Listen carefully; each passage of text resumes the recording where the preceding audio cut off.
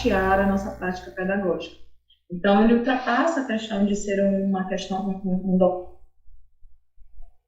jogado dentro de uma gaveta. Os planejamentos de aula, os nossos planejamentos, eles precisam eles precisam ser utilizados para nortear a nossa prática docente, a nossa prática pedagógica. Ela tem que ser feita de uma maneira organizada, sistematizada, né? Senão não tem como, senão a educação não vai acontecer. Senão a gente vai estar fazendo qualquer outra coisa na escola, menos educação. Porque educação é um processo sistemático, coerente, estudou para as turmas de 5 anos. Às vezes, recentemente, alguns professores e até supervisores chamando de pré-1 e pré-2 para esses níveis. Então, eu acho que essa questão da nomenclatura, ela está muito mais relacionada ao acesso a materiais que a gente tem, né? A BNCC fala educação infantil 1 e infantil 2. Né? É assim que a gente chama lá na BNCC. Inclusive, vai mostrar aqui para vocês. Tem uma partezinha lá que eu vou falar sobre os campos de atuação e a gente vai ver algumas habilidades. E aí tem a creche, né? O infantil 1 e o infantil 2. Mas aí tem quem chame de pré-1 e pré-2. Eu acho que está muito mais relacionada. Eu não estou aqui para dizer que seja errado, não, viu, gente? O documento normativo da BNCC fala de educação infantil 1 e o infantil 2. Mas quem chama de pré-1 e pré-2, eu acho que é uma questão de prática, né? De hábito, talvez. Tá bom?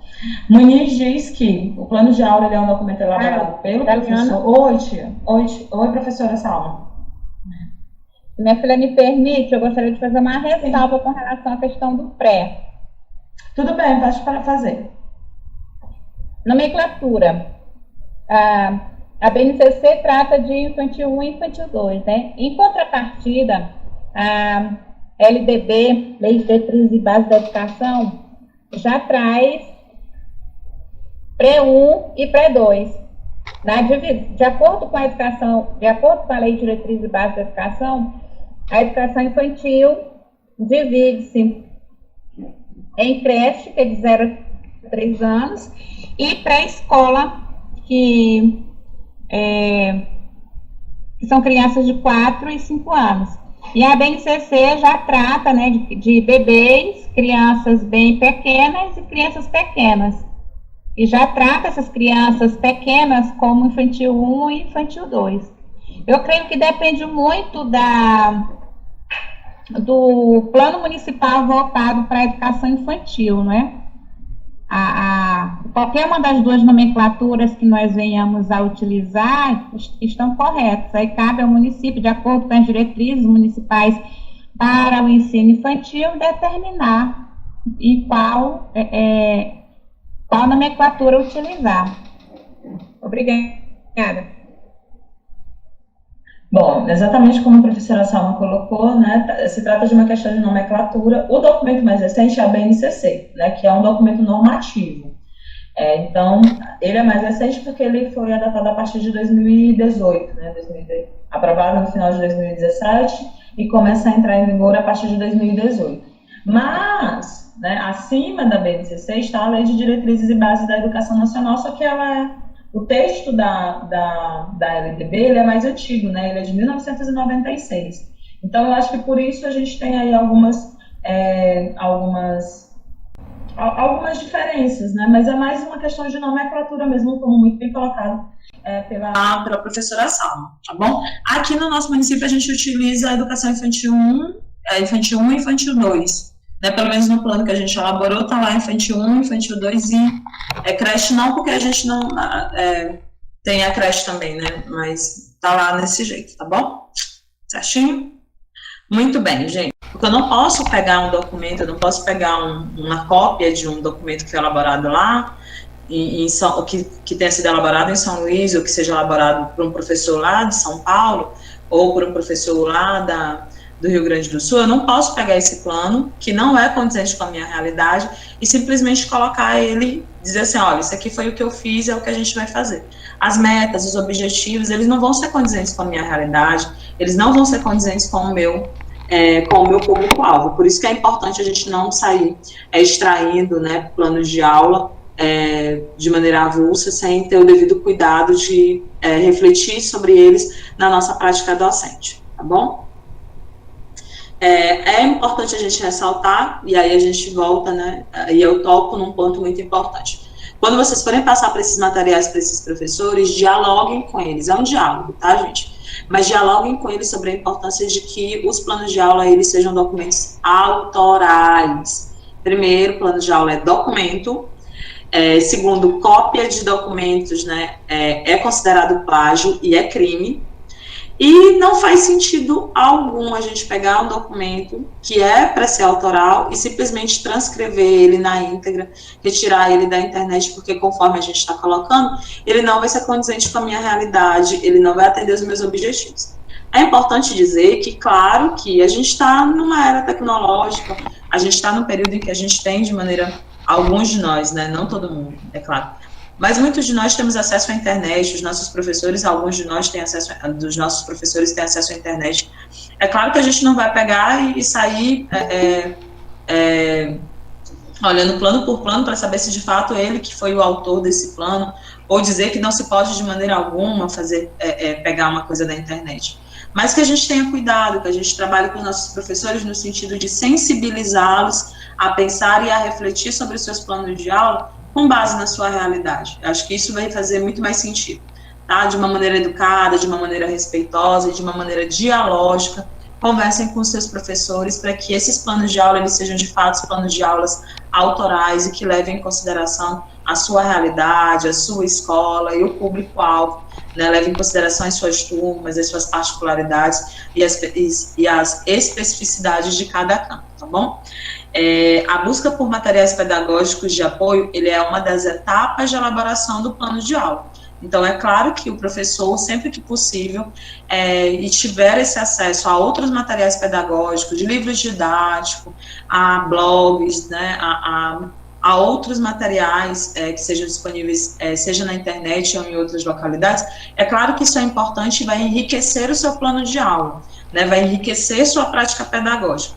Mas não se deve fazer uma cópia, tá bom? A gente precisa pensar nisso, trabalhar nisso, que o nosso diálogo com os nossos professores seja nesse sentido, né? De que é possível, é totalmente possível utilizar as ferramentas que nós temos na utilidade, mas que seja de uma maneira respeitosa e levando em consideração o nosso contexto, tá bom? Certinho? Bom, aí acho que aqui... Muito bem. A Eliane colocou, né, o planejamento é de extrema importância para a eficácia e de uma boa administração. Muito bem, certinho. Né? Então, quando a gente fala de administração, não só administração, né? Administração parece uma coisa tão técnica, né? Mas a administração da nossa sala de aula, a gente... Enquanto professor, a gente está num espaço em que a gente é responsável por administração desse lugar, da administração do tempo, a administração dos recursos que serão utilizados, né? Então, a gente é administrador também, só que aí a nossa administração está relacionada à educação, né, ao processo de ensino, aprendizagem, tá? Falando sobre a BNCC, professora Osilene, acho que já tinha até colocado, né, sobre isso. A professora Salma retomou ainda há pouco. Nós temos, a educação brasileira tem uma série de documentos normativos, pessoal. Quais são os principais documentos normativos na nossa prática docente, isso em âmbito nacional? A Lei de Diretrizes e Bases da Educação Brasileira, que ela é lá de 1996, e nos últimos anos aí vem passando por mudanças, um ajuste, uma coisa, outra coisa. É muito importante que a gente se aproprie, né, do que está sendo estabelecido pela lei, porque é válido, né, a gente conhecer sobre o que a gente está falando. Né, o nosso campo de atuação, qual é a lei maior que rege a nossa prática. De modo mais recente, né, a gente tem, então, a Base Nacional Comum Curricular, que é a BNCC. A BNCC ele é um documento recente, ele foi promulgado, né, em dezembro de 2017, com validade a partir de 2018, só que ele foi um documento elaborado durante muitos anos. A proposta da BNCC ela é uma proposta antiga, já foram aí bem uns 10 anos só para a elaboração da BNCC, né? E aí, essa BNCC, ela é um documento normativo, de caráter normativo, ou seja, o que é um caráter normativo, Taliana? É uma norma, é uma regra que precisa ser respeitada, né? Então, ela é uma diretriz, a Base Curricular Nacional, ela é o conjunto, ela vai ser um conjunto, vai definir um conjunto de aprendizagens que vão ser essenciais ao longo de todas as etapas da educação básica. Então, ela fala lá desde a educação infantil, desde do maternalzinho, desde o pequenininho, até a última etapa, até o terceiro ano do ensino médio. E aí, claro, também fala sobre, dentro deste documento, vão estar especificados a etapa da educação infantil, a etapa do ensino fundamental e a etapa do ensino médio. Dentro da etapa do ensino fundamental, não de maneira muito explícita, né, mas de maneira implícita, estão a educação de jovens e adultos e também a educação do campo. Esse documento tem uma série de questões, né, os teóricos, filósofos, né, pedagogos e tudo mais, tem muitas discussões a respeito da BNCC, só que não é o nosso papel aqui discutir, né, se a BNCC está certa, se a BNCC está errada, não é essa a nossa função no dia de hoje. A nossa função no dia de hoje é dizer para vocês, é explicar para vocês, né, para que vocês possam serem multiplicadores dessas informações de maneira clara, de maneira coerente com os professores de vocês, dizer que a BNCC, ela se trata de um documento normativo, e por se tratar de um documento normativo, é imprescindível que nós, professores, gestores e coordenadores escolares, nós conheçamos a BNCC. É impossível, eu digo isso para vocês de maneira muito clara, é impossível a gente falar sobre a educação escolar se a gente não conhece os documentos que regem o nosso processo de ensino. Inclusive, a professora Osilene, na sua fala, ela disse uma coisa muito legal, que eu disse, apropriar-se dos documentos. É uma função nossa, uma responsabilidade nossa. Então, gestores, coordenadores pedagógicos, professores, vocês precisam saber o que diz a BNCC, o que diz essa base, para que ela possa, de fato, contribuir, ela seja um instrumento que auxilie a nossa prática docente, né, e que a gente possa fazer isso de uma maneira que seja condizente com aquilo que está sendo, com aquilo que a normativa nos diz, né, para que a gente não vá na contramão do que é estabelecido por um documento oficial. Então, eu só posso ir de acordo com o documento, eu só posso, fazer a minha prática docente de acordo com o documento normativo se eu, de fato, o conheço, até para que a gente possa refletir sobre o que diz esse documento, tá bom? Nesse caso, pessoal, lá no plano de aula, tem alguns trechos da BNCC que devem estar inseridos no nosso plano de aula, só que não é só não basta, né?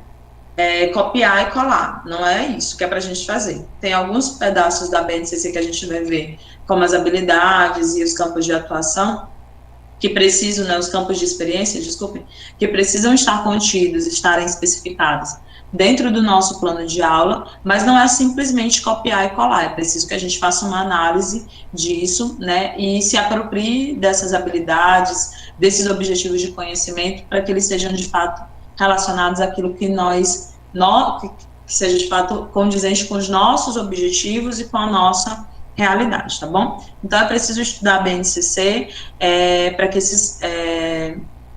os nossos planos de aula eles sejam constituídos a partir dela e não seja feita somente uma cópia, que é um dos grandes desafios que nós temos nesse momento, né? Certinho? Falando sobre a BNCC, voltado para a educação infantil, de acordo com os eixos estruturais, a gente vai ter lá os eixos estruturais da educação infantil, devem ser assegurados 6 direitos de aprendizagem, tá bom? Então, tem a educação infantil lá, tem um trechinho falando especificamente sobre a educação infantil, ele vai falar sobre os eixos estruturais, né, sobre os quais a educação infantil, ela vai ser estruturada, e aí dentro desses eixos a gente tem os direitos de aprendizagem e desenvolvimento. E aí quais são os direitos que toda criança da educação infantil ela tem? Ela tem o direito de conviver, ela tem o direito de brincar, ela tem o direito de participar, ela tem o direito de explorar, ela tem o direito de expressar-se e ela tem o direito de conhecer-se. Esses são os direitos da educação infantil, certinho? E aí, quando a gente sabe que nossas crianças, olha que é até legal, é até bonito a gente refletir sobre isso, né? As nossas crianças, elas têm o direito de conviver, de brincar, de participar, de explorar, elas têm o direito de expressar-se e têm o direito de se conhecer, de conhecer-se. Quando a gente sabe que esses são os direitos das nossas crianças, aí a gente, a partir desses direitos, a gente vai traçar o quê? A gente vai traçar objetivos que sejam condizentes com os direitos que os meus alunos têm. Olha que legal, né? Então, eu não vou sair planejando qualquer coisa. Hoje vou planejar qualquer coisa, hoje eu vou entrar na sala de aula de qualquer jeito. Não. Quais são os direitos dos meus alunos? Os meus alunos da educação infantil, eles têm esses direitos. Então, os meus objetivos, né, os objetivos da minha escola de educação infantil tem que estar relacionados ao quê? Tem que estar relacionado a garantir os direitos dos meus alunos. Os objetivos de vocês, os objetivos da educação infantil, eles têm que ser objetivos voltados para a garantia desses direitos dos alunos de vocês, tá bom? Dos nossos alunos, né? Dos alunos da nossa rede municipal. Então, os nossos alunos, e esses direitos aqui, eles vão permitir, olha que legal, esses direitos, eles vão permitir um amplo desenvolvimento da criança. Então, a partir do momento que a criança, ela convive, que ela brinca, que ela participa, né, que ela explora o seu ambiente, que ela se expressa de maneira adequada, que ela se conhece, isso vai potencializar o seu desenvolvimento crítico, desenvolvimento intelectual, cognitivo e social. Então, a gente tem que se focar nisso. Esses são os direitos dos meus alunos, os meus objetivos, no caso, os objetivos da minha escola, vão ser voltados para garantir com que os meus alunos, eles tenham esses direitos assistidos, e esses direitos, uma vez assistidos, vão potencializar o desenvolvimento dos meus educandos. Certinho? Ok? Alguma dúvida até aqui, pessoal? Ou tá tranquilo? Fez sentido essa parte dos direitos aí, que a gente precisa trabalhar em cima deles? Conhecer o que diz cada um. Aí lá na BNCC tem um textinho explicando o que é cada um desses direitos. Eu não coloquei ele no guia porque, né, ficaria um monte de texto e aí não é... A ideia é justamente a gente não fazer uma cópia da BNCC. A partir da BNCC a gente dialogar sobre o que está escrito lá no texto, tá bom? Muito bem. Se alguém tiver qualquer tipo de dúvida, questionamento, pode colocar, tá bom, gente?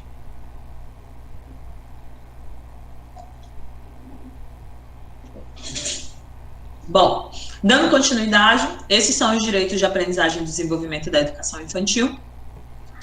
Esses direitos de aprendizagem da educação infantil, pessoal, para assegurar esses direitos, e aí olha como vai tudo se encaixando, para que a gente possa assegurar esses direitos de aprendizagem e desenvolvimento, a BNCC, ela faz uma organização curricular da educação infantil.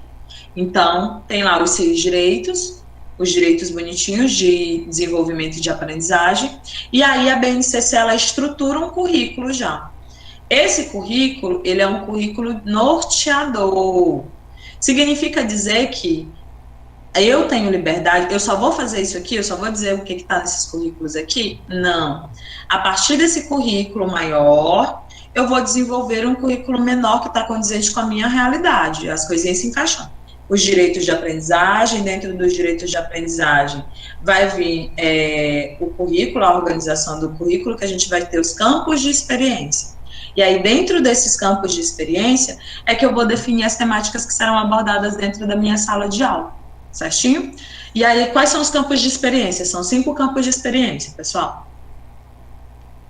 Desculpem. Nós temos 5 campos de experiência para a educação infantil. Esses campos de experiência, eles são para todas as faixas etárias da educação infantil, tá bom? De 0 a 2 anos, aí a educação infantil 1 e o infantil 2. Esses campos de experiência, eles são comuns para toda a educação infantil, assim como os direitos, tá bom? Aqueles direitos lá, eles também são comuns a toda a educação infantil. Quais são os direitos, né, aliás, quais são os campos de experiência quais são os campos de experiência que estão organizados no currículo da educação infantil, pessoal? É o seguinte... Tem o eu, o outro e nós. Eu acho lindo esses campos de experiência. O eu, o outro e o nós. Tem o corpo, gestos e movimentos. Tem traços, sons, cores e formas. escuta, fala, pensamento e imaginação, e espaços, tempos, quantidades, relações e transformações. Esses são os campos de experiência do meu currículo da educação infantil. Se vocês puderem perceber, esses campos de experiência, eles casam lá com os direitos, né, do brincar, do conviver, do expressar-se, do explorar. Esses direitos, eles já estão sendo assistidos pelos campos de experiência. Nesses campos de experiência, a ideia é que a gente consiga aí chegar à segurança dos nossos objetivos dos nossos alunos. Então, o eu, o outro, o nós, o corpo, gestos e movimentos, os traços e tudo mais, cada um desses campos de experiência, ele precisa estar contido no meu plano de aula, no planejamento do meu aluno? Sim. Lá no meu plano de aula, eu preciso saber, então, quais são. A gente começa o plano de aula por isso aqui. A gente já sabe que tem os 6 direitos, e os 6 direitos, né, vão ser abarcados a partir de um currículo, e aí esses são os nossos campos de experiência, que estão dentro do currículo lá bonitinho, e que precisam estar contidos dentro do planejamento de aula, dentro do planejamento lá da nossa escola. É preciso se definir, né, se está de maneira clarinha, qual é o campo de experiência que está sendo trabalhado, ou quais são os campos de experiência que estão sendo trabalhados, porque uma coisa bacana desse currículo é que ele não, se vocês puderem perceber, ele não está dividido em matemática, em português, em história, não está dividido nisso. Ele está dividido, né, em áreas que são interdisciplinares. Então, a divisão de conteúdo aqui para os alunos nem vai ser isso de português, matemática, né? Nem é esse o objetivo da educação infantil. O processo vai ser totalmente diferente. O processo de linguagem, o processo de desenvolvimento da escrita, da linguagem, da expressão corporal, do lúdico, vai ser todo trabalhado de maneira interdisciplinar. Então, em um mesmo conteúdo, em um mesmo campo de experiência, eu vou trabalhar a linguagem, eu vou trabalhar a motricidade, eu vou trabalhar a imaginação, eu vou trabalhar a oralidade, tudo isso sendo trabalhado dentro de um campo de experiência ou de vários campos de experiência ao mesmo tempo, tá? A gente não precisa colocar somente um campo de experiência lá, porque, né, vocês lá na educação infantil, vocês podem perceber que tem, por exemplo, dá para, acho que, um exemplo aqui, tá? Tem conteúdos, tem temáticas em que eu vou poder abordar o campo de experiência corpo, gestos e movimentos, e também trabalhar o campo de experiência, escuta, fala, pensamento e imaginação. Eu consigo trabalhar os 2 campos de experiência, né, com a mesma temática, tá bom? Tranquilo até aqui? Se podemos trabalhar todos os campos de experiência ao mesmo tempo, é uma possibilidade. Agora, eu acho que é muita coisa para ser feita em uma aula, viu? Trabalhar todos os campos de experiência em uma aula, né, em um curto período de tempo, eu acho que é muita coisa. Mas eu acho que dá para a gente trabalhar, assim, de maneira concomitante, com mais de um campo de experiência ao mesmo tempo. Isso eu tenho certeza que dá. Se dá para fazer todos ao mesmo tempo, eu não sei, eu não posso garantir isso para vocês, mas eu acho que tem como articular mais de um campo de experiência, sim. Certinho? Tranquilo? Vimos os direitos, vimos quais são os campos de experiência, tudo isso está lá na BNCC, tá bom, galera?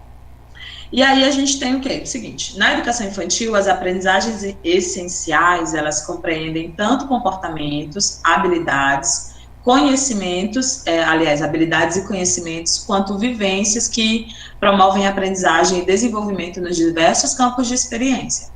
Então, diferente da educação do ensino fundamental, em que os campos de experiência são delimitados, né, por áreas mais específicas, língua portuguesa, ciências, história. Na educação infantil, as aprendizagens essenciais, elas vão ser múltiplas e elas vão se organizar de maneira coletiva. Diferente lá dos objetivos da educação infantil, inclusive, né, se vocês me permitem, eu não sou assim nenhuma pensadora, nenhuma filósofa, mas eu acho que o modelo de educação infantil tinha que ser levado para todo o ensino fundamental.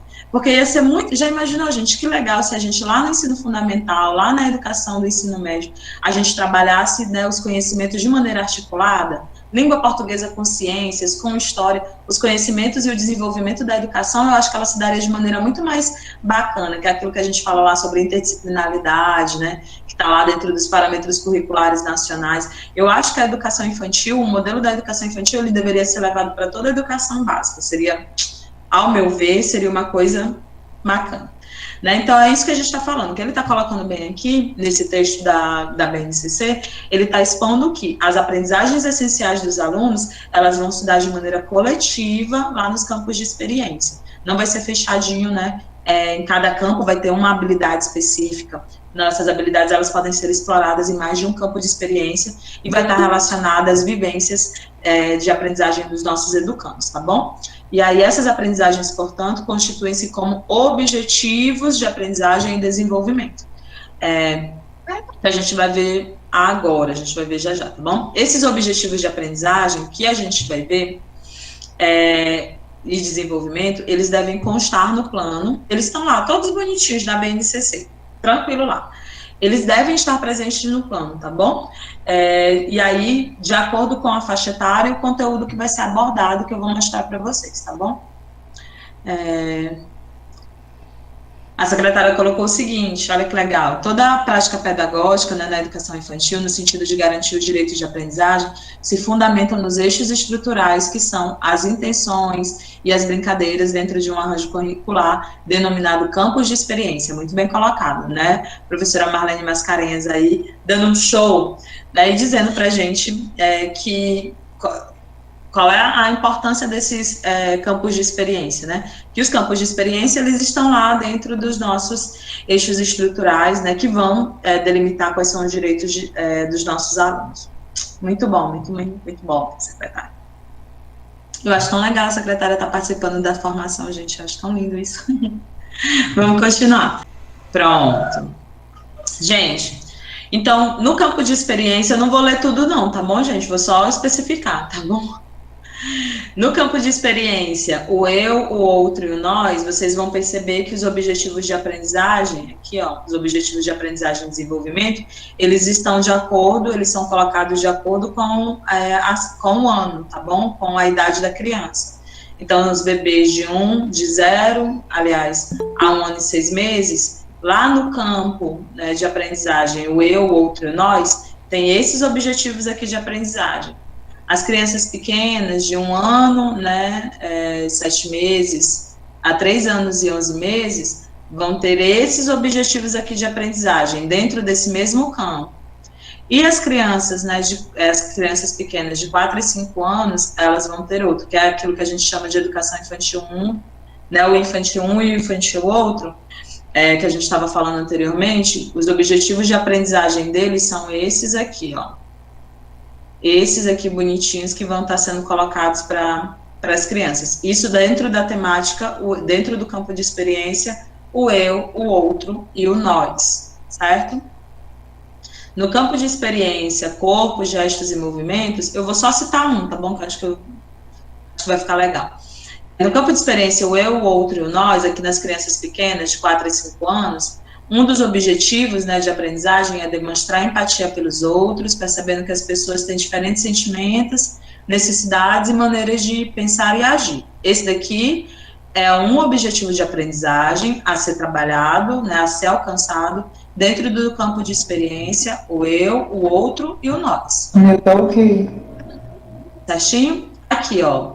Dentro do campo de experiência, corpo, gestos e movimento, um dos objetivos de aprendizagem para as crianças de 4 a 5 anos é demonstrar controle e adequação do uso de seu corpo em brincadeiras e jogos, escuta e reconto de histórias, atividades artísticas, entre outras possibilidades. Então, esse daqui, ó, é um dos objetivos de aprendizagem para ser alcançado dentro lá do campo de experiência, corpos, gestos e movimentos.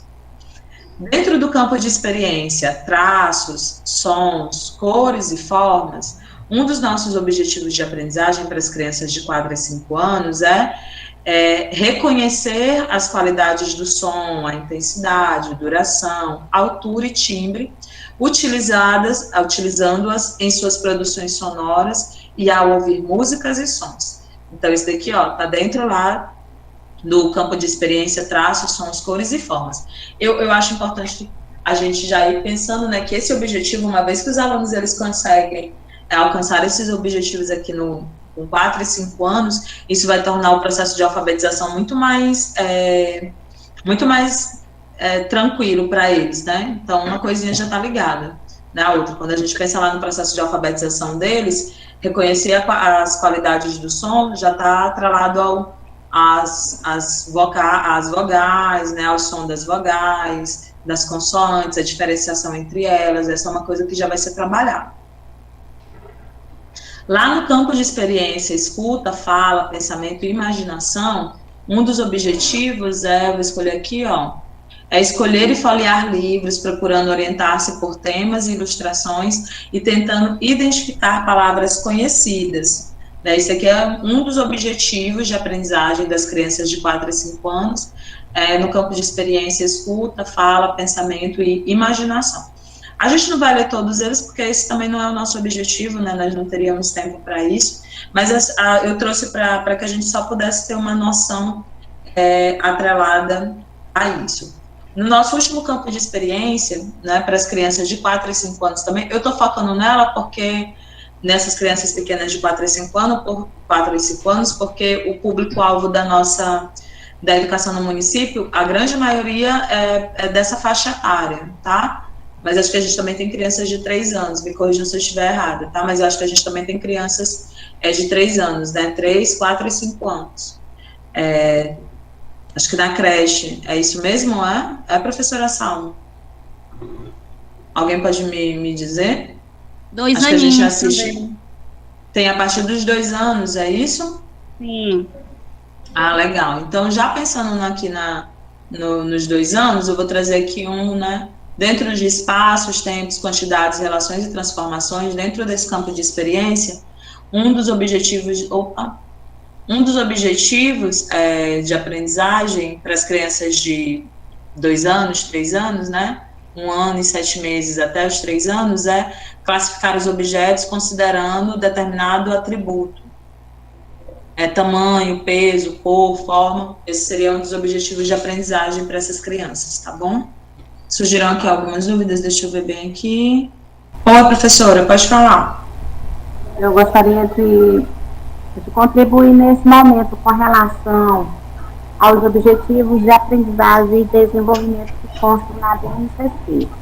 Ótimo. Nós precisamos conscientizar os nossos professores, informar os nossos professores que a partir desses objetivos que são elencados na BNCC, cada um de nós precisamos elaborar e criar os nossos objetivos considerando as especificidades e o desenvolvimento cognitivo dessa criança. Nós não podemos nos restringir e colocar no planejamento apenas esses objetivos de aprendizagem que constam na BNCC. Nós temos que entender que a partir deles nós precisamos elaborar e criar o nosso, considerando o nosso contexto, considerando o desenvolvimento, considerando o processo de aprendizagem no qual a minha turma está inserido. Muito bem. Muito bem colocado pela professora Salma. Esses objetivos, pessoal, de aprendizagem, esses objetivos de aprendizagem e desenvolvimento, eles devem constar no plano? Eles devem constar no plano. Só que é importante a gente entender, como muito bem colocado pela professora Salma, que a partir desse objetivo de aprendizagem e desenvolvimento da BNCC, vocês vão ver que lá no modelo que nós disponibilizamos, tem o campo de objetivos e aprendizagens, né, de desenvolvimento, mas tem um campo para os objetivos que os professores precisaram desenvolver, ou seja, a partir desses objetivos de aprendizagem e desenvolvimento da BNCC, a gente vai precisar definir os nossos objetivos próprios, ok? Certinho? Eu vou mostrar lá no plano, eu acho que vai ficar mais... Acho que vai ficar mais fácil de entender. A Adriana Oliveira, ela colocou, né, o maternal 1, crianças de 2 anos, maternal 2, crianças de 3 anos, o infantil 1, crianças de 4 anos, e o infantil 2, de crianças de 5 anos. Muito obrigada, viu, Adriana, por ter trazido esse esclarecimento, viu? Muito obrigada mesmo. Ok, certinho. Opa! A minha apresentação, vocês estão vendo? Bem aqui. Okay. Bom, através do plano de aula, o professor ele deve fazer uma reflexão detalhada sobre o tema. Então, tem lá o campo de experiência, tem o objetivo de aprendizagem que precisa ser colocado dentro desse plano de aula, e aí dentro disso vai ter um tema que o professor vai abordar, né, e esse tema ele vai estar relacionado aí vai ser extraído ou vai ser produzido a partir do material pedagógico que se utiliza por cada instituição de ensino, tá bom? Conforme falamos anteriormente, o plano de aula ele é um documento autoral, ele deve estar de acordo com a proposta pedagógica da escola e com as diretrizes da rede municipal de ensino, que é por isso, inclusive, que a gente está fazendo esse encontro. Esse encontro é justamente para que assim entenda, para que todo mundo entenda quais são as diretrizes que estão sendo adotadas pelo município para o desenvolvimento dos planos de aula, para a gente não ficar perdido, para a gente não ficar Léo, para a gente não trabalhar de maneira desconexa, para que a gente possa trabalhar de maneira articulada, né, com objetivos comuns que sejam válidos, a gente traçou aí as diretrizes para o desenvolvimento do plano de aula. Por isso, esse guia, né, esse guia é justamente para nortear as nossas diretrizes relacionadas ao desenvolvimento do plano de aula, né, especificando quais são os elementos que devem constar nesse plano de aula e como ele deve ser elaborado. Importante, o plano de aula, ele é um documento flexível, ou seja, ele está passível de mudanças, como todo e qualquer planejamento, né? Qualquer planejamento na nossa vida, ele vai ser passível de mudanças, por isso o plano de aula, ele é um norteador, ele nos norteia, ele nos dá um norte, ele nos indica a direção. Agora, é claro que esse plano de aula, ele é passível de adaptações, de mudanças, que sejam de acordo aí com a nossa realidade, com a nossa escola, com o nosso público-alvo, com a nossa sala de aula, com os recursos que a gente tem disponível, e é impossível a gente falar disso sem levar em consideração o nosso contexto atual. Então, o nosso plano de aula, ele precisa levar em consideração o meu contexto atual, né, inclusive levando em consideração esse momento aí delicado para a saúde pública do Brasil, né, e do mundo, ok? E aí a gente vem para como fazer um plano de aula, né? O que um professor ele precisa fazer para realizar um plano de aula de maneira adequada? Quais são as diretrizes que precisam ser tomadas, pessoal? É importante que o professor, a coordenação, tudo isso de maneira articulada, tá bom? É importante que a gente reflita sobre o público-alvo. É importante que a gente conheça o nosso público-alvo. Eu preciso saber quem são os meus alunos, os meus educandos, a faixa etária, a linguagem mais ou menos que eles utilizam, né? Todas essas coisas, elas precisam ser pensadas, porque se eu vou fazer um planejamento, pensando, se eu tenho uma sala de aula e eu quero chegar a determinados objetivos com essa minha sala de aula, eu preciso entender quem é o público dessa minha sala de aula, eu preciso conhecer esse público. E eu sei que nesse momento, né, devido ao distanciamento social, esse conhecer, ele acaba sendo um pouco mais complicado, mas não impossível, né? Eu imagino que vocês lá nos levantamentos que vocês fizeram, que as escolas fizeram, né, relacionada ao diagnóstico dos alunos, né, tipo, que eu falo diagnóstico relacionado aos que têm acesso à internet, aos que não têm, o planejamento de aula, ele precisa levar em consideração esses aspectos que foram levantados lá dentro desse diagnóstico inicial feito pelas escolas, ok? Então, a gente vai ter que refletir sobre o nosso público-alvo, né, o plano de aula, ele precisa ser pensado, produzido a partir deles, para eles, né, então, a partir desse público-alvo e para eles.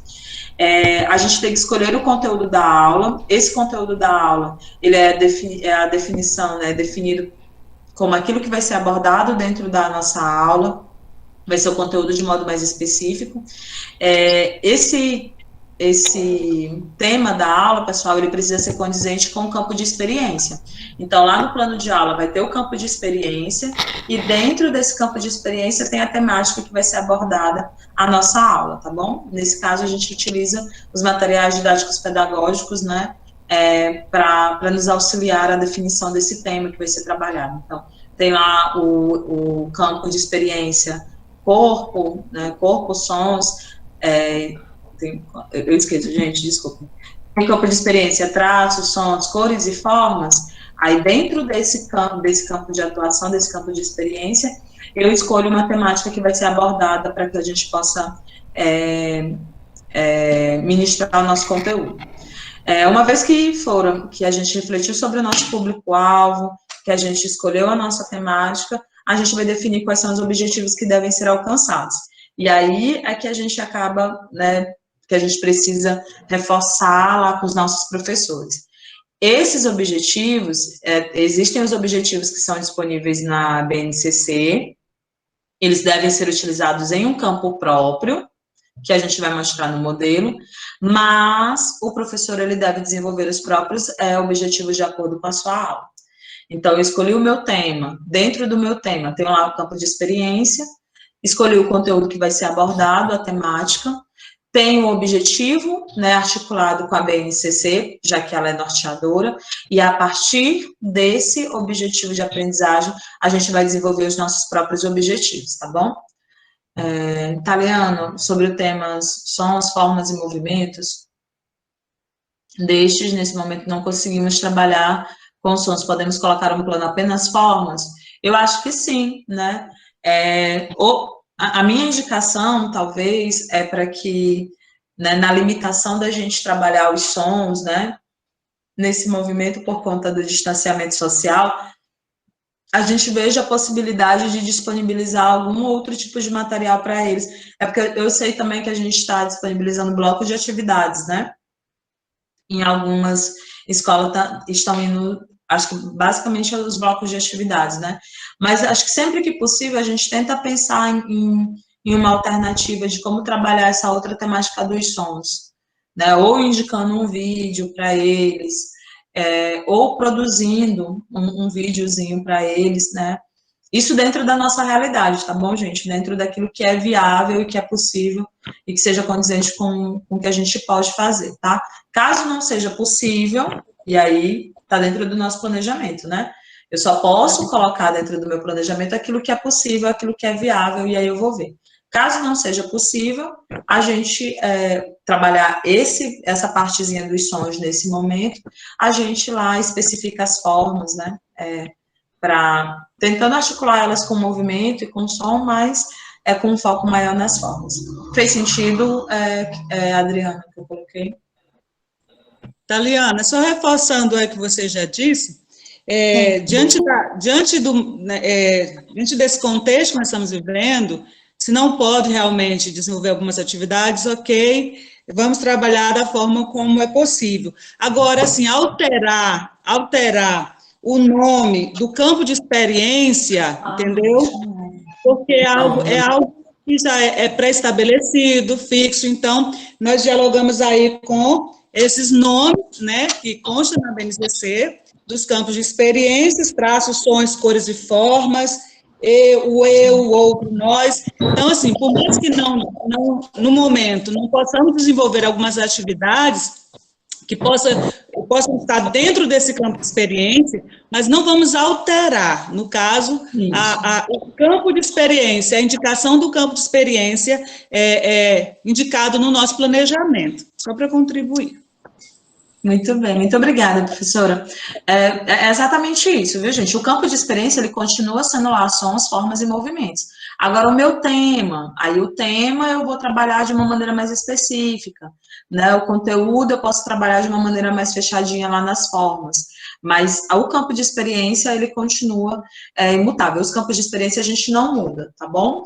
E aí, dentro dos nossos objetivos, a gente foca nesses objetivos que sejam mais voltados para a identificação, para a assimilação de conhecimentos voltados para as formas, isso, claro, respeitando as nossas limitações, mas sempre que possível, tentando potencializar, né, ou tentando aí, permitir, né, ou potencializar mesmo a questão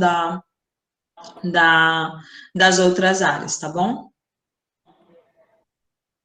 Não, os campos de experiência, eles não mudam, viu? A temática lá, eles não mudam. O que a gente pode colocar de uma maneira diferente é a temática, é o conteúdo em si. Vai ter lá no modelinho que a gente vai passar para vocês, vai ter lá uma área para o campo de experiência e uma área voltada para o tema, né? Que é o conteúdo da aula. Aí, nesse conteúdo da aula, você especifica aí de modo mais fechadinho aquilo que está sendo abordado. Você vai colocar, eu vou mostrar já, viu, Adriana? Lá no campo, dentro do planejamento, tem uma área específica, você vai colocar o campo de experiência. Agora, dentro do campo de experiência, vão ter conteúdos, não é isso? Tem o campo de experiência grandão, né? Lá dentro do campo de experiência vão ter os conteúdos, as temáticas que a gente vai abordar. Aí, lá na escolha dessas temáticas que serão abordadas, é que você vai especificar aí um conteúdo mais fechadinho. Certinho? Faz sentido, Adriana? Isso, sim, sim. Isso, exatamente. Ó, a Cristiane deu um exemplo legal, ó. Existem várias possibilidades de experiências que podemos trabalhar com sons, como, por exemplo, utilizando os sons do corpo. A gente trabalha lá no direcionamento para a atividade, a gente fala sobre as formas, né, e tenta também trabalhar aí a questão do som, mesmo que não seja audível, né, para a gente, mas a indicação lá na atividade é que possa ser colocada algo que possa ser abordado o som. Certinho? Muito bem, gente. Cristiane, perfeita, Cristiane. Aí a gente seleciona os recursos, né? A gente já... Isso, olha, a Cristiane já está indicando aqui. Molho de chaves, está vendo como tudo é uma troca, gente? Olha que legal. A Cristiane já falou bem aqui da ideia de trabalhar o molho de chaves. A gente trabalha as formas, dá para trabalhar a quantidade, né? Dá para trabalhar som. Gente, eu achei isso fantástico. Caramba, que legal. Isso, ai, que legal. Gente, adorei a ideia da Cristiane, muito boa. O lance do molho de chave, gente, dá para um monte de coisa. Dá para trabalhar um monte de objetivo. Certo, então a gente foi lá, né? Refletiu sobre o público, escolheu o conteúdo da aula, definiu os objetivos que vão ser alcançados, isso vai ter os objetivos da BNCC, mas os objetivos também de cada professor que eles precisam desenvolver. A gente vai selecionar os recursos, né? E no caso, bem aqui, ó, como a Cristiane colocou, as chaves são recursos, tá bom? Os recursos didáticos são os materiais que vão auxiliar o professor na forma pedagógica, né, facilitando o desenvolvimento do plano. Esses recursos, eles são utilizados para motivar os alunos, né, incentivar o interesse na temática que está sendo abordada. E aí, exemplos de recursos didáticos: os livros, né, lápis de colorir, os brinquedos, as tesouras, o vídeo, o computador, o celular, os blocos de atividades, os aplicativos de celular, aí também que a chave que a Cristiane acabou de colocar, né, que legal. Ó, a Thalia colocou, é interessante construir os materiais pedagógicos e distribuir como atividade da semana para os alunos que não têm acesso à internet. Que lindo, Thalia, né? Muito bacana essa ideia de construir materiais pedagógicos para aqueles que não têm acesso, e aí materiais pedagógicos que sejam de acordo com aquele campo de experiência que a gente está trabalhando. A Ângela colocou os talheres de casa, né? Podem ser utilizados como recursos didáticos, o som das palmas, o estalar dos dedos, e aí tudo isso, a bandinha, isso, podemos criar com coisas recicláveis. Muito bem, gente. Então, assim, as experiências aqui de vocês, elas são muito válidas. Olha que coisa bacana. A gente aqui, né, nesse momento, a gente já dá para a gente indicar aí como desenvolver um plano de aula ali para uma temática específica com os nossos professores, que seja voltado para a nossa realidade, que seja condizente, inclusive levando em consideração e pensando nos nossos alunos que não têm acesso à internet. Olha que legal. Muito bom, gente. Eu adorei isso aqui. Achei incrível. Então, tem a seleção dos recursos que precisam estar prescritos lá no nosso plano de aula, precisa estar descrito. Isso, nesse sentido, trabalhamos atividades práticas. E essas atividades práticas, elas vão trabalhar aí no desenvolvimento das aprendizagens nas aprendizagens e do desenvolvimento dos nossos alunos em vários campos de experiência. Olha que legal.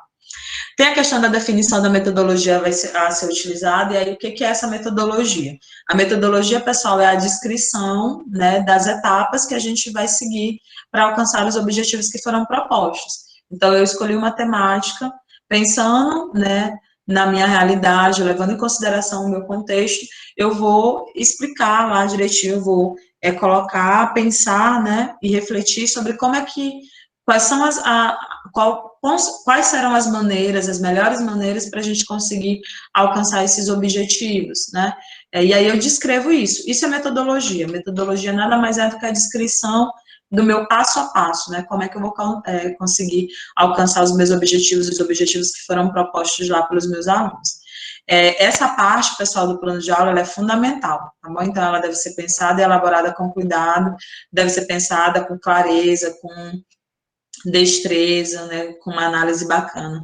É importante que a gente explique de maneira, né, a maneira como irá passar o conhecimento selecionado para que a gente alcance o objetivo que foi proposto.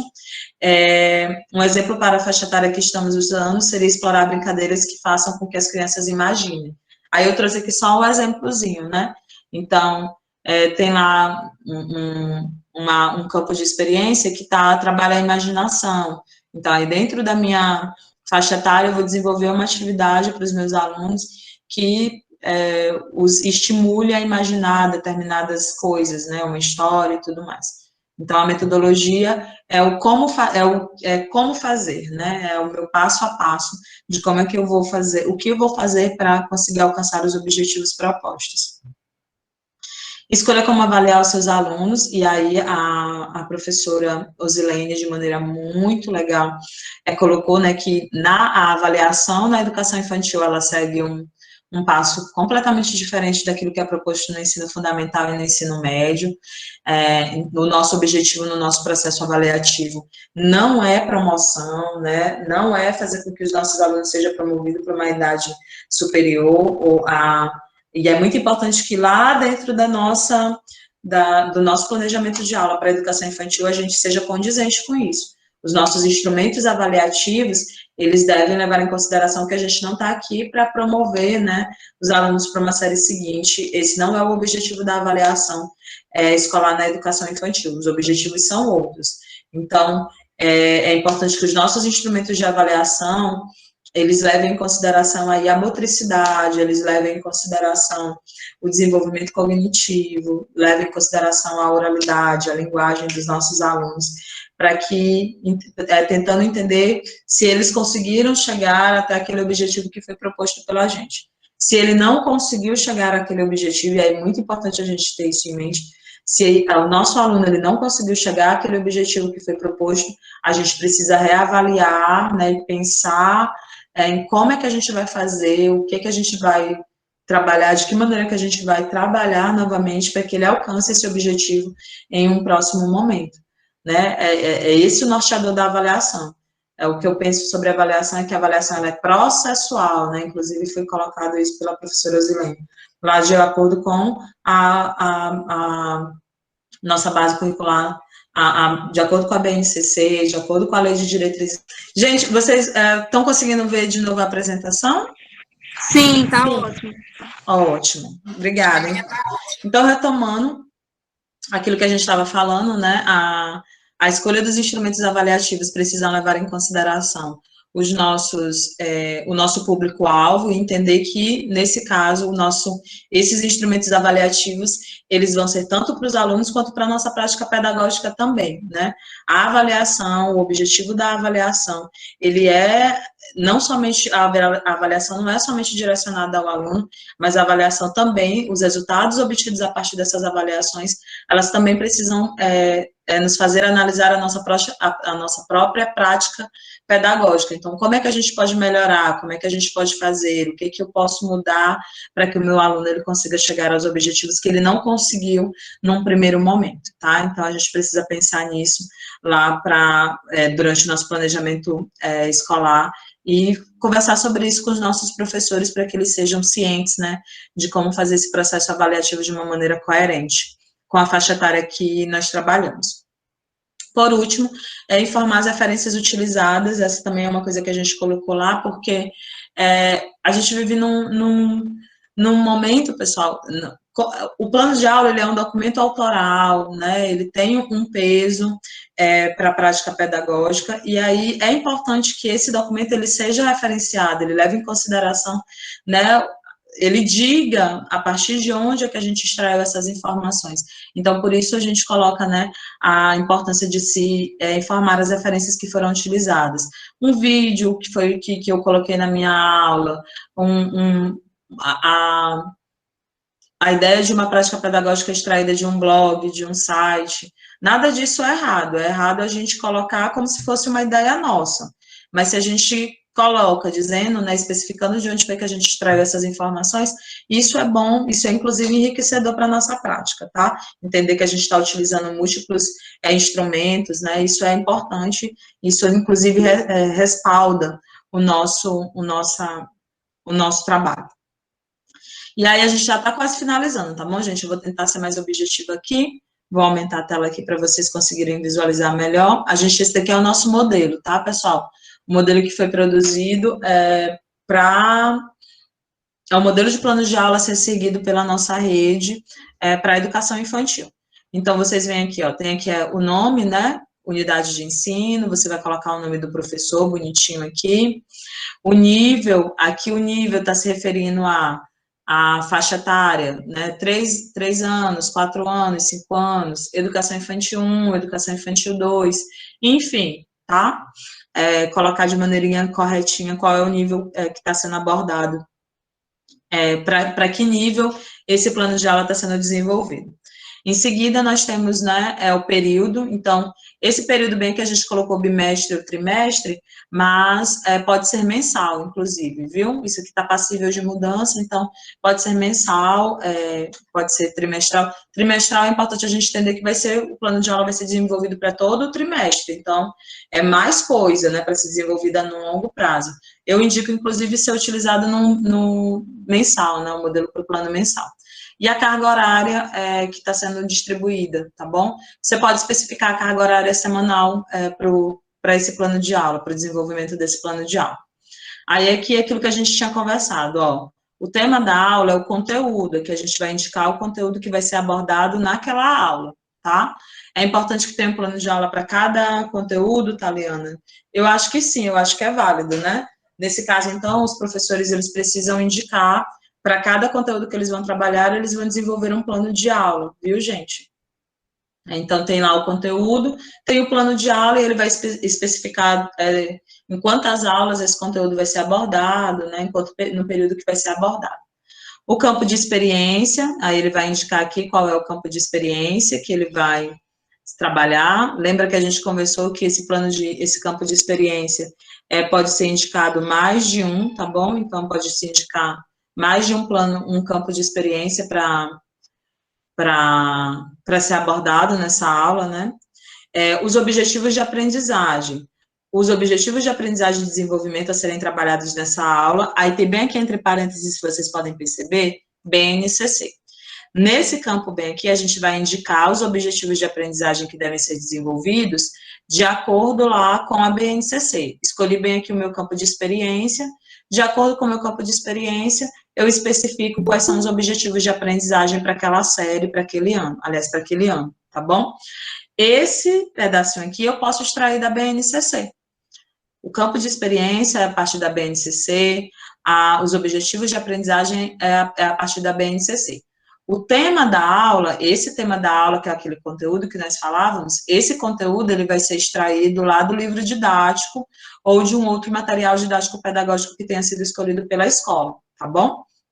Esse tema da aula, que precisa ser condizente com o campo de experiência, e os objetivos de aprendizagem precisam ser condizentes tanto com o campo de experiência quanto com o conteúdo da aula. Aí as expectativas de aprendizagem. Essas expectativas de aprendizagem estão aqui dentro dos conhecimentos, pessoal, ó. Quais são as expectativas? As expectativas são os nossos objetivos. Nesse caso, o que o professor ele precisa alcançar, o que ele quer alcançar, né? Então, aqui, no exemplo que eu dei, eu coloquei aqui, esses aqui são os objetivos de aprendizagem, perceber que as pessoas têm características físicas diferentes, respeitando essas diferenças, né? Isso aqui é o objetivo de aprendizagem lá e desenvolvimento da BNCC. O professor, ele vai desenvolver o seu próprio objetivo, que é reconhecer as partes do corpo e identificar a ação do gênero, se é masculino, se é feminino. Pronto. Esse daqui foi o objetivo, esse objetivo ele tem que dialogar com o objetivo de aprendizagem da BNCC e dialogar com o campo de experiência. Essa expectativa aqui de aprendizagem, ela tem que ser produzida pelo professor. O professor ele tem que saber qual é o objetivo que ele tem para aquela aula, qual é o objetivo dele. A BNCC já estipulou qual é o objetivo lá desse campo de experiência, mas para esse professor, qual é o objetivo dele nesta aula? Para a aula abordar esse conteúdo, qual é o objetivo que ele quer alcançar, tá bom? Aí os conhecimentos prévios é aquilo que a gente, quais são as informações prévias, né, que os nossos alunos, eles já precisam ter para conseguir alcançar esse nosso objetivo. Então, meu aluno tem a minha meta, o meu objetivo é fazer com que ele reconheça as partes do corpo. Mas para antes dele reconhecer as partes do corpo, ele precisa, né, ter um conhecimento básico sobre o próprio corpo, né, sobre a cor do cabelo, os olhos, né, saber que ele tem 2 mãozinhas, essas coisas. Então, para esse conhecimento prévio necessário é aquilo que o aluno ele já precisa saber para ele poder chegar nesse meu objetivo de aprendizagem, nessa minha expectativa de aprendizagem, tá? Os materiais e as tecnologias, né, os recursos, aqui deve ser inserido os recursos que vão ajudar no desenvolvimento da aula. Então, pode ser uma de videoaula, os bonecos articulados, né, fantoche, cola, papel, livro didático, fotografia, o próprio bloco de atividade, né, ele pode ser um recurso a ser utilizado, a ser descrito aqui, tá bom? As chaves, como vocês colocaram ainda há pouco, né? Aí a aplicação é a metodologia, tá bom, pessoal? Pela Giovana, aí na sua fala, dizendo que a gente precisa levar em consideração o que os nossos alunos têm em mente, que, né, os nossos alunos e a realidade deles na sua casa, tá bom? Muito bem. Muito obrigada, Leia, maravilhosa. Muito obrigada, Francilene, também.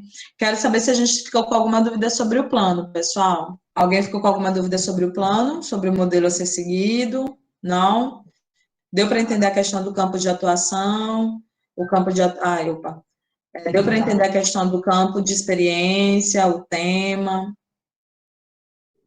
Muito bem. Beleza, ótimo. Bom, pessoal, é importante a gente lembrar que o processo de reelaboração do plano ele deve ser contínuo, uma vez que ele se trata de um elemento flexível e passível de mudanças. Então, né, o plano, de novo, o plano não é para ser feito e ser engavetado, o plano é para ser feito, avaliado, reavaliado, reutilizado, tá bom? É preciso que a gente leve em consideração o momento que a gente vive, então, levando em consideração o período das aulas remotas e também o ensino híbrido, né, que nós esperamos que a gente consiga estabelecer a partir do meio do ano, o planejamento escolar ele precisa estar de acordo com essas propostas e diretrizes vigentes que foram propostas, que foram determinadas pela Secretaria de Educação, tá bom? O diálogo ele é extremamente importante, né, e trabalhar em rede também faz toda a diferença. Então, não se esqueçam de que a gente precisa trabalhar em rede, e esse trabalho em rede, ele se dá com base nas diretrizes que estão sendo estabelecidas, né, pela Secretaria de Educação, para que a gente possa alcançar os nossos objetivos. Encontro maravilhoso, eu gostei muito.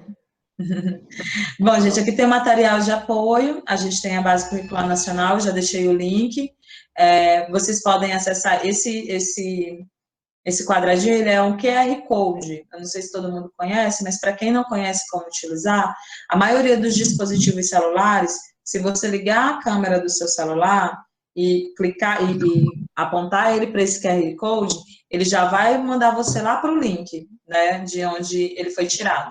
Então, você pode fazer dos dois jeitos. Quando você tiver acesso a esse material, você pode tanto clicar, pegar a câmerazinha do celular e apontar nesse quadradinho, que vai já levar você para o QR Code lá para o site, ou também pode clicar nesse linkzinho que ele vai abrir, uma aba no seu navegador para o acesso, tá bom? Aí tem a aprendizagem remota na educação infantil e plano de aula, e eu também trouxe um caderno de atividades voltado para a educação infantil que eu espero que ajude vocês, tá bom? É isso, gente, aqui são as nossas referências, as referências que nós utilizamos para o desenvolvimento do plano. E é isso, muito obrigada. Espero que todos, né, que eu tenha me feito entender. Eu gostei demais, assim, achei as participações muito, muito, muito boas mesmo. Espero que tenha sido enriquecedor. Eu aprendi com vocês, espero que alguma coisinha do que a gente sabe, vocês também tenham conseguido absorver. Tá bom? Muito obrigada. E caso vocês tenham alguma dúvida, eu estou aqui à disposição, é só perguntar. Alguém perguntou lá nas mensagens sobre rotina didática. A rotina didática é simplesmente o detalhamento, é um tipo de planejamento que surge a partir do plano do período, do plano mensal ou do plano semanal. Certo? A rotina didática é um detalhamento onde você vai detalhar passo a passo o que deve ser feito diariamente na sala de aula, certo? Rotina didática é especificamente isso, detalhe, é um planejamento minucioso do que você pretende desenvolver em sala de aula todos os dias. É o que nós chamamos de plano de aula, né? Aqui, o plano de aula, que é o plano referente a uma aula. Nesse plano de aula, você vai criar uma rotina. O que você vai fazer? Ao adentrar na sala de aula, o que você vai propor? Você vai iniciar a aula de que forma? Você vai iniciar a aula lendo um texto, dando as boas-vindas, depois lendo um texto ou cantando uma cantiga de rodas. Depois, o que você vai fazer no primeiro momento, no segundo momento? Então, rotina didática é você fazer um detalhamento das ações que devem ser desenvolvidas em uma aula. Certinho? Alguém quer fazer algum comentário, alguma consideração, as considerações finais?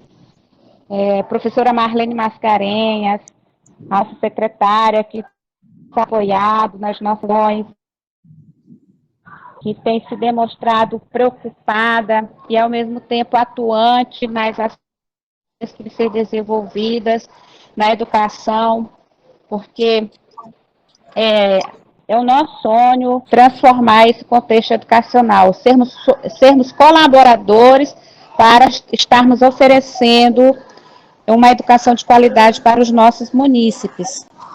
E a professora Marlene tem contribuído de forma significativa, de forma ímpar, tanto ela quanto o nosso gestor público, o João Carlos, para que as nossas ações sejam efetivadas. E eu gostaria de passar as considerações finais para a Marlene, mas após a fala de Marlene, da nossa secretária, eu ainda vou fazer uma explicação, ainda vou dar uma explicação a vocês com relação ao nosso calendário, ao calendário escolar de 2021. Professora Marlene, com você. Salma, você já faz logo o seu pronunciamento sobre essas explicações do calendário, depois mesmo para encerrar, a gente fala. Ótimo, excelente, excelente. Então, vamos lá. Então, nós gostaríamos de agradecer aí o desdobramento da temática pela professora Taliana e pela professora Osilene. E eu creio que ficou bem claro com relação aos documentos norteadores, os quais nós devemos nos apropriar, né? Os documentos norteadores a nível nacional, a nível federal, que são a BNCC, as diretrizes nacionais para a educação infantil e os documentos que são identidades da escola, que é o PPP, e o plano de aula, que também é um documento norteador das nossas ações pedagógicas. Com relação ao calendário, ao adendo, que foi aprovado pelo parecer 002/2021. Eu creio que vocês devem ter observado que tanto o primeiro calendário, aprovado pelo parecer 001, nós temos um calendário específico para todos os níveis e modalidades da educação. Então, nós temos um único calendário que é destinado ao ensino infantil, ao ensino fundamental, que são os níveis, e nós temos um único calendário que foi aprovado e destinado também às modalidades, que são educação infantil, educação especial, educação de jovens e adultos. E esse mesmo calendário também destinado à educação do campo. Então, nós só queremos esclarecer aos gestores da educação especial e ao ICP que nós não temos nenhuma ressalva nem no calendário, nem no adendo que foi aprovado pelo CME, nós não temos nenhuma ressalva específica para a educação infantil. O calendário foi aprovado sem ressalva, ou seja, sem diminuição de dias letivos para a educação infantil e sem diminuição de carga horária para a educação infantil. Essa minha colocação é com relação aos sábados que precisam ser acrescentados. O Conselho Municipal de Educação não fez nenhuma ressalva em que nós deveríamos retirar os sábados da educação infantil. Então, eu só gostaria de esclarecer a vocês que esses sábados, eles serão trabalhados da seguinte forma.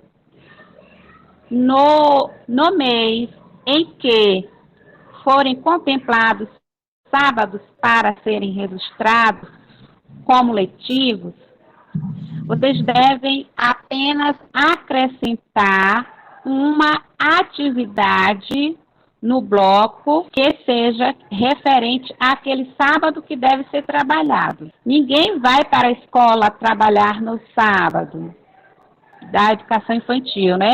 Nenhum professor vai para a escola cumprir horário na escola no sábado. Apenas haverá o acréscimo de atividades relacionado àquele sábado letivo, certo?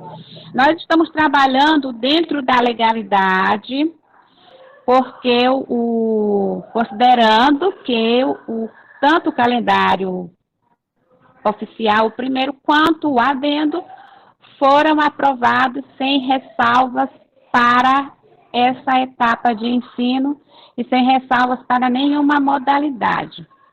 Certinho? Esse ano que vai nos distinguir do ano passado.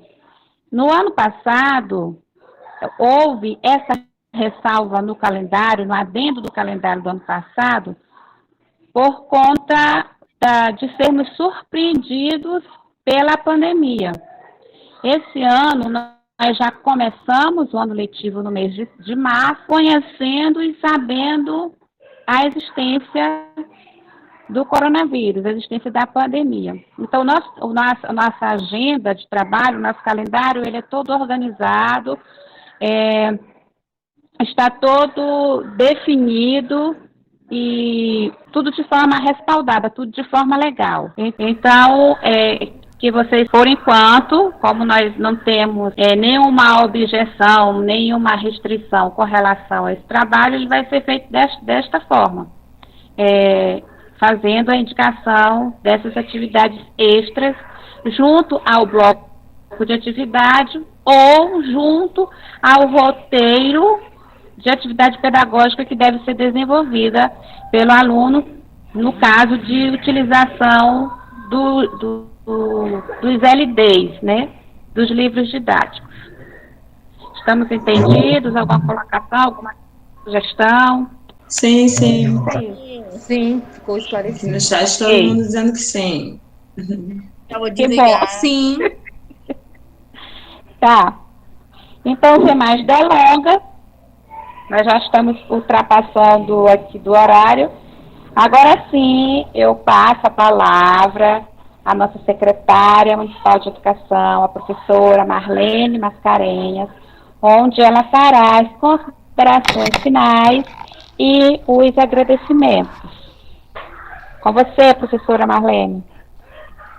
Muito obrigada, Salma. Eu quero aqui de antemão agradecer a todos os nossos coordenadores e gestores que estiveram aqui conosco nessa sala virtual, até o presente momento, até o final, atentos, participando ativamente. Muitíssimo obrigada isso nos dá um feedback muito positivo com relação ao uso dessas plataformas, no sentido de que, de certa forma, a gente está alcançando, certo? Nosso prazer seria estarmos próximos, juntos, pessoalmente, sabe? Podem nos tocar, convivendo juntos nesses momentos de aprendizagem, de fato. Porém, o contexto vivenciado não nos permite. Bom, quero ressaltar aqui minha satisfação em ouvir a Taliana, muitíssimo obrigada pela sua contribuição e compartilhar com a gente os seus saberes e abordando de forma brilhantemente essa temática.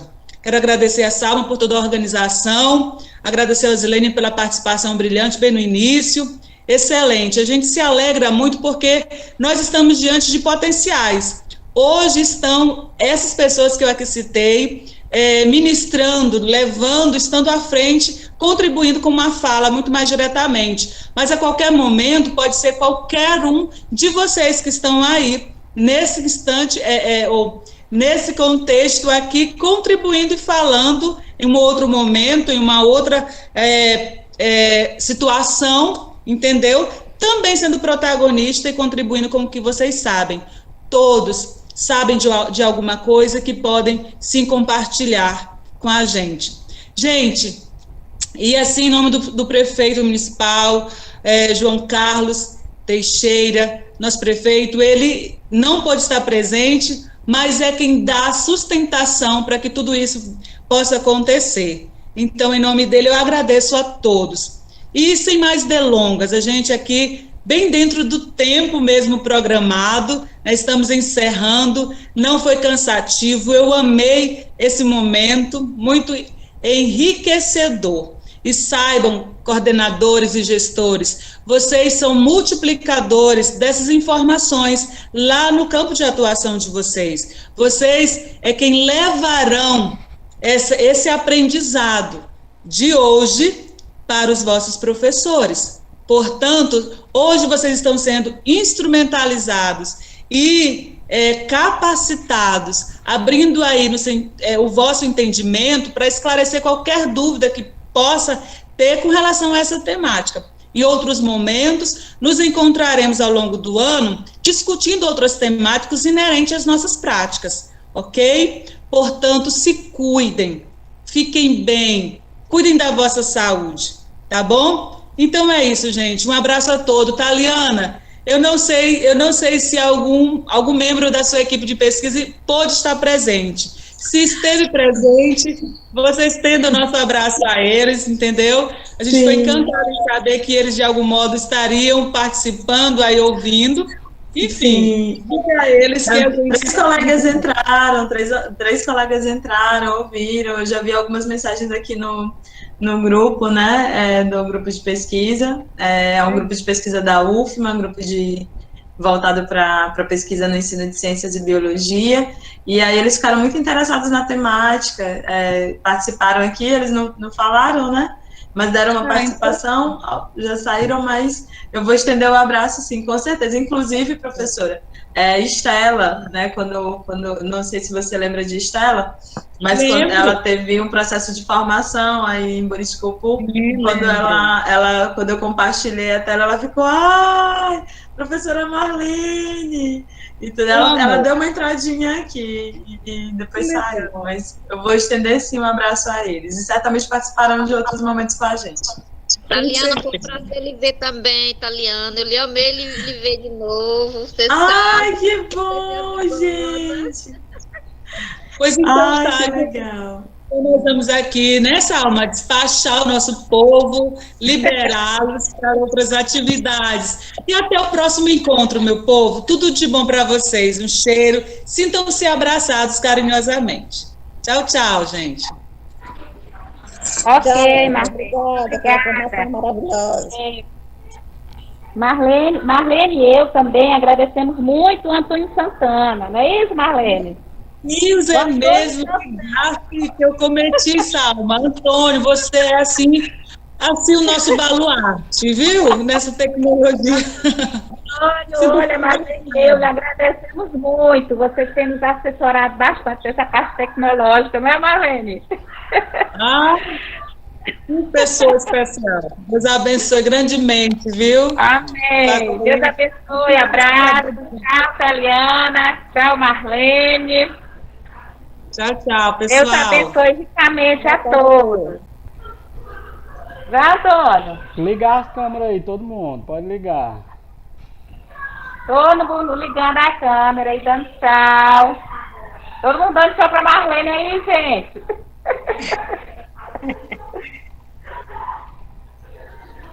Tchau.